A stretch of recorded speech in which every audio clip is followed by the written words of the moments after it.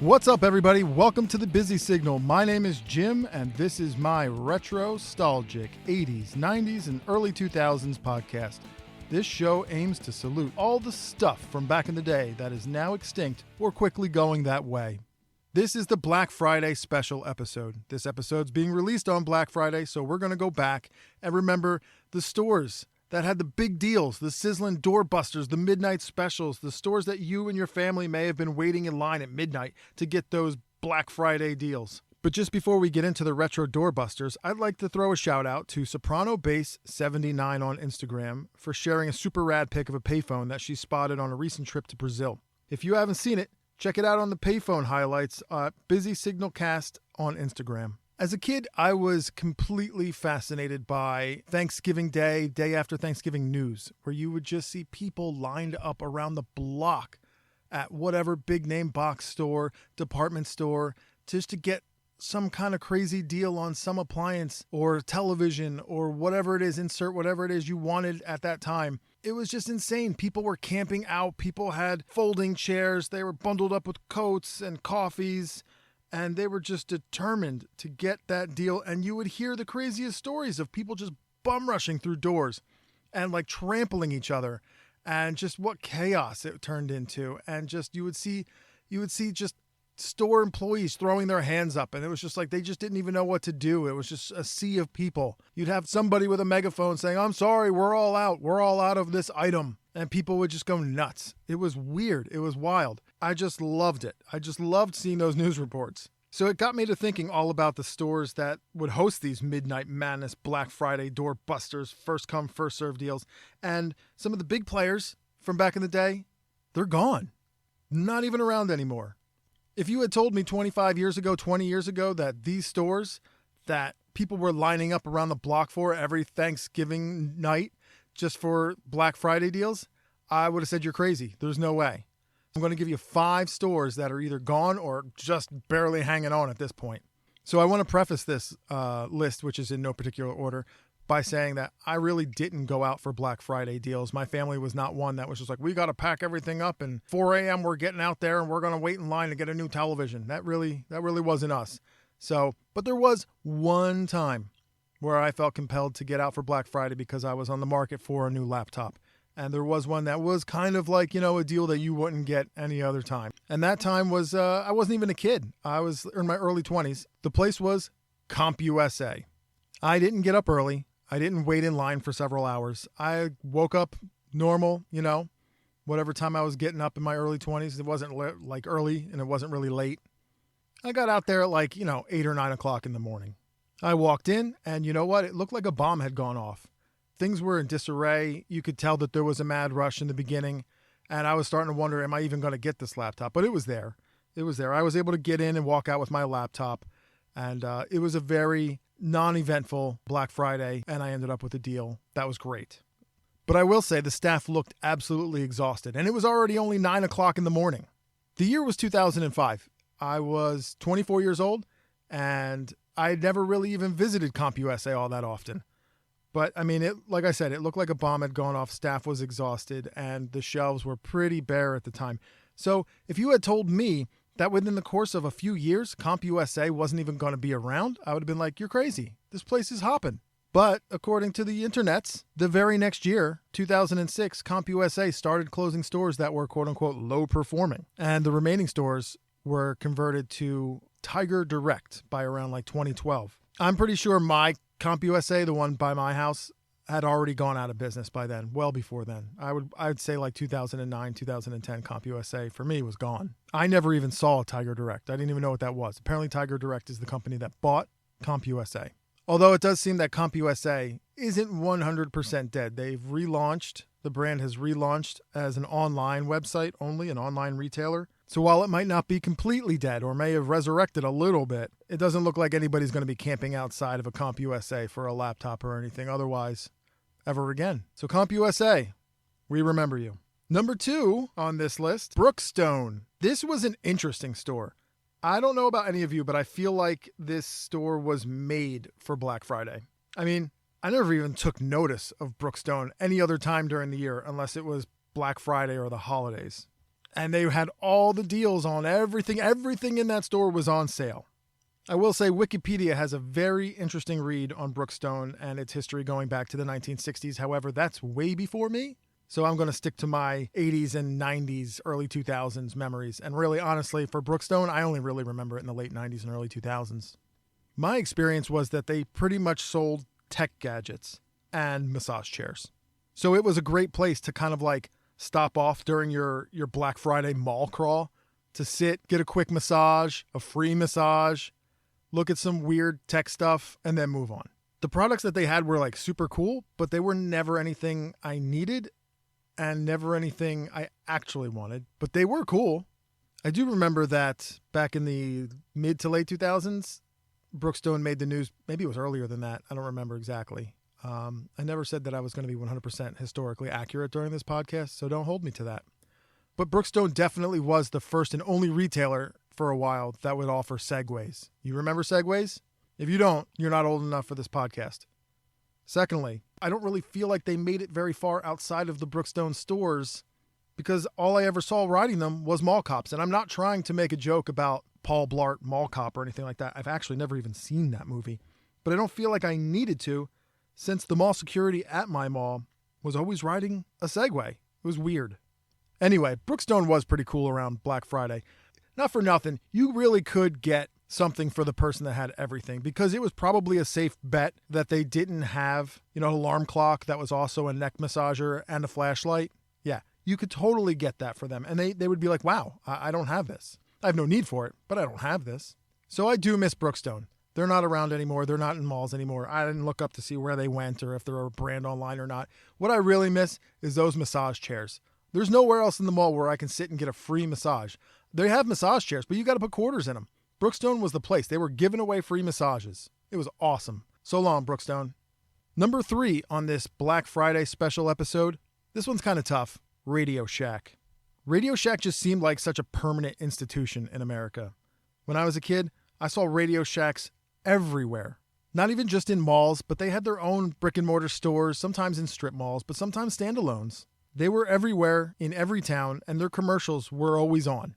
And every Black Friday, they always had some super cool remote-controlled car that they were releasing for the holiday season that was going to be like the must-have remote-control car for Christmas. Or in 2002, they actually had really big success with Zip Zaps. Does anybody remember Zip Zaps? They were like little cars that were completely customizable, real cars, Subaru WRXs and, Mitsubishi Lancers, and you could customize them. And you had like little handheld carry along with you remote controls. They were cool for kids. I was a little bit too old for them, but looking back on them, I remember them and they were cool. Zip Zaps Micro RCs at Radio Shack. You can zip them together in minutes, zap them on the charger, then zoom away in seconds. Customize your car with upgrade kits. Change body tops, motors, gears, and more. You can get your hands on them all. Radio Shack had started out being a Radio Shack. It was a place for radio hobbyists, for ham radio enthusiasts. And then they just went up from there. If you went into the back, they had drawers just full of like resistors and wires and little tools for little electronics. And you could get just pretty much anything if it was electronically related. Although, really, I was a kid. I really just remember the remote-controlled cars. I think they had TVs, answering machines, universal remote controls for your televisions, stuff like that. Gadgety toys and the like. I think I started realizing that Radio Shack was kind of in trouble when they rebranded themselves The Shack. 1, that's a terrible name. 2, it's kind of pathetic. It's like that friend you have whose name is Jim, but randomly walks in one day and says he wants to be called J-Dog. A, no one has ever called him J-Dog, nor do they want to. And B, that's stupid. The rebrand was our first clue that Radio Shack had kind of become irrelevant in the world of consumer electronics. However, as of this episode, there are reports that Radio Shack brand has been purchased by another company, and a possible relaunch is in the works. Although Radio Shack is still online as an online retailer, I don't know who's going there, honestly. What I do know is that many people remember Radio Shack very fondly. So much so that it was even featured in season 2 of Stranger Things. So rest in peace, Bob and Radio Shack. Number 4 is a place you definitely would have gone around Black Friday or the holidays. Sears. I mean, talk about seemingly permanent institutions. Sears was a mall staple across the nation before I was born. Like, for 89 years before I was born. All right, maybe there weren't malls for 89 years before I was born, but Sears had been around since the 1800s, people. Sears was definitely a must-stop for Black Friday deals. It seemed like they sold everything. All right, maybe that's an exaggeration, but as a kid, I distinctly remember thinking they sold everything. There was a huge clothing section for men, women, girls, boys, including coats and jackets, suits, dresses, and casual attire. You could buy mattresses. You could buy kitchenware, tools, lawn mowers. They even had an automotive center. You're going to buy tires. They'll put them on there for you. All right, on second thought, they did sell everything. They literally sold everything. I remember hearing about Sears' catalog and how famous it was, and it went back to the 1800s. It went back that far. They were doing a catalog in the 1800s, and you could literally buy a house. I don't know about the 1800s. I think that was more like the early 1900s, but you could buy a Sears house. You could look in the catalog. There were several different types. I don't even know how you would go about purchasing that, but you did. And a house would be delivered to your property. And some of those houses still exist, which means they were pretty good quality, apparently. I looked it up. Between 1908 and 1940, they sold 70,000 homes. That's incredible. But that brings me back to the catalog, the Sears catalog. I used to love when my parents got the Sears catalog. Not just the Sears catalog, but specifically the Wish book.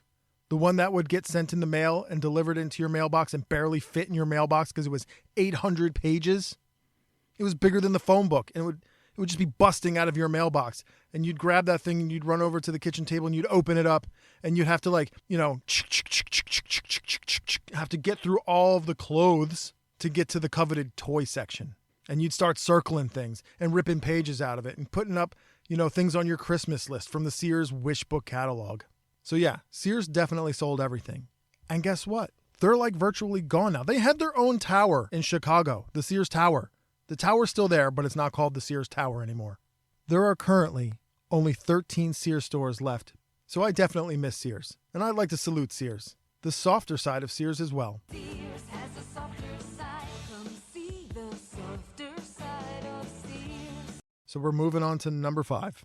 And if it was tough to talk about Radio Shack and Sears, Toys R Us, this one hits hard.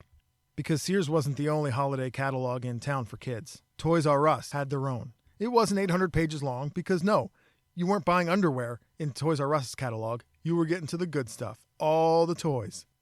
This place was the place for parents to go and get the Black Friday deals for all the Christmas gifts for all the kids and all the family.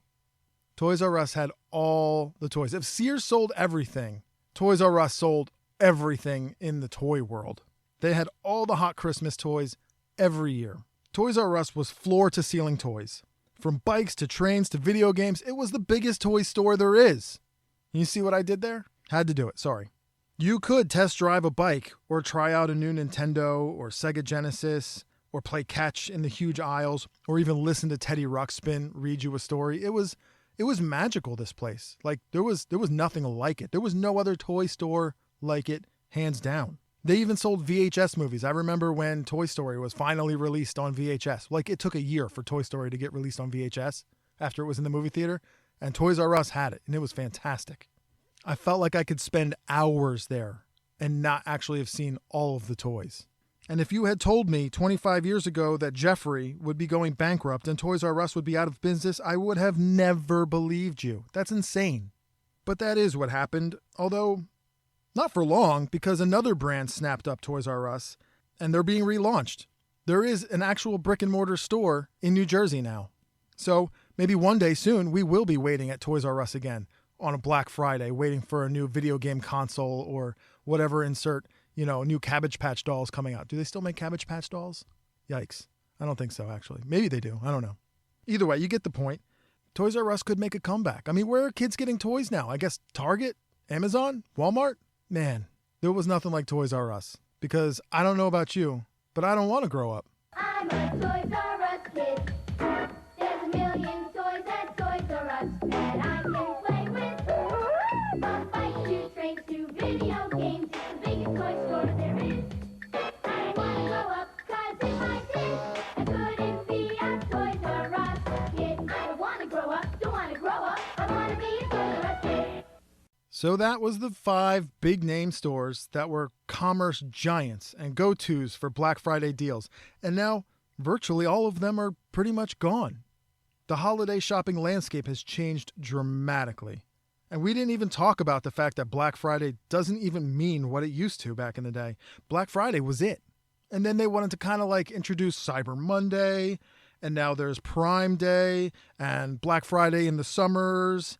And Black Friday is pretty much the whole month of November now. You always hear like Black Friday deals all month long. How is that even possible? That's not Black Friday. And before we wrap things up, I would be completely remiss if I didn't mention a local to the New York, New Jersey metro area, once big and now gone retailer, Crazy Eddie. You guys want a good time? Look up Crazy Eddie commercials on YouTube. Loads of people lined up around those stores to get insane prices on consumer electronics. It's not the 4th of July, it's not Thanksgiving, it's not even Christmas. It's better than all those. It's Crazy Eddie Day. You'll save money like never before during Crazy Eddie's Crazy Eddie Day sale with the guaranteed lowest prices on anything and everything in home entertainment. Shop around, get the lowest sale prices you can find, then go to Crazy Eddie and he'll beat them. It's Crazy Eddie Day. Save big, big, big bucks during Crazy Eddie's Crazy Eddie Day sale. Crazy Eddie, his prices are insane. Anyway, what were your memories of Black Friday? Any stores that I didn't mention? I'm pretty sure I'm going to do another episode on Black Friday next Black Friday, so stay tuned. Hit me up in the comments section on Instagram. I'm at BusySignalCast, and any emails, I'll read those too, at busysignalcast@gmail.com. If you like this podcast, please take a minute to subscribe and leave a review wherever you get your pods. Busy Signal is also now on YouTube, everybody. We have our own YouTube channel. So that's it for this one. I hope you had fun revisiting some of the big name stores on this retro Black Friday episode. Until next time, reach out and touch the past.